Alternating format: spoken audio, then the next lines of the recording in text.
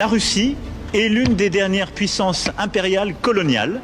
Elle décide d'envahir un pays voisin pour y défendre ses intérêts. C'est ça la réalité. Quand vous les voyez poindre leur tête chez vous, n'y voyez pas autre chose. Même s'ils vous tiennent le discours inverse. Monsieur Macron, je vous ai écouté, une fois de plus, sermonner la Russie au nom de la communauté internationale. Vous nous accusez de néocolonialisme, d'agression et de violation du droit international. Permettez-moi de répondre avec clarté. La Russie n'a jamais été une puissance coloniale au sens où l'a été la France. Nous n'avons jamais traversé des océans pour imposer notre langue, voler les richesses naturelles ou éradiquer des cultures millénaires sous couvert de civilisation. L'Afrique, l'Asie, l'Amérique latine portent encore les cicatrices des siècles de domination française, britannique ou belge. Des cicatrices que ni les excuses tardives, ni les promesses creuses ne sauraient effacer. Vous parlez du droit international, mais où était-il lorsque la France et ses alliés bombardaient la Libye en 2011, détruisant un pays stable et souverain? Où était-il quand vous souteniez des groupes armés en Syrie ou que vous interveniez en Afrique sous prétexte de sécurité, tout en exploitant l'uranium du Niger ou le pétrole du Gabon?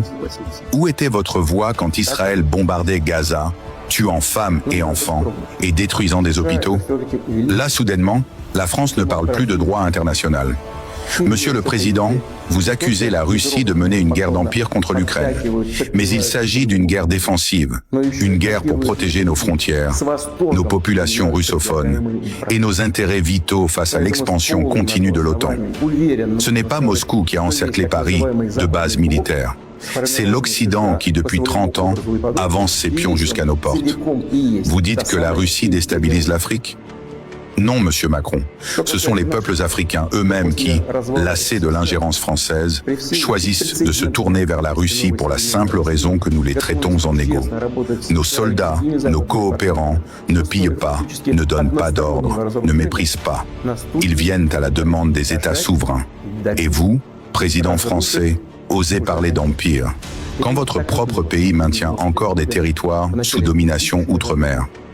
Quand des jeunes manifestent dans les rues de Paris pour dénoncer la violence, l'exclusion et le mépris d'État dans les banlieues.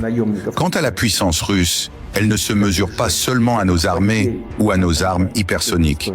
Elle se mesure à notre histoire. Qui a brisé les armées de Napoléon quand la France voulait dominer l'Europe? La Russie. Qui a vaincu Hitler au prix de 27 millions de morts? L'Union soviétique. Sans nous, monsieur Macron, ni la France libre, ni l'Europe actuelle n'existerait. Aujourd'hui encore, malgré les sanctions, les mensonges médiatiques et l'isolement que vous tentez d'imposer, la Russie se lève, plus forte, plus unie et plus respectée que jamais dans le Sud global. L'Afrique, l'Asie, l'Amérique latine l'entendent. À ceux qui m'écoutent, à ceux qui voient au-delà de la propagande, aimez ce message, partagez-le. Faites-le circuler.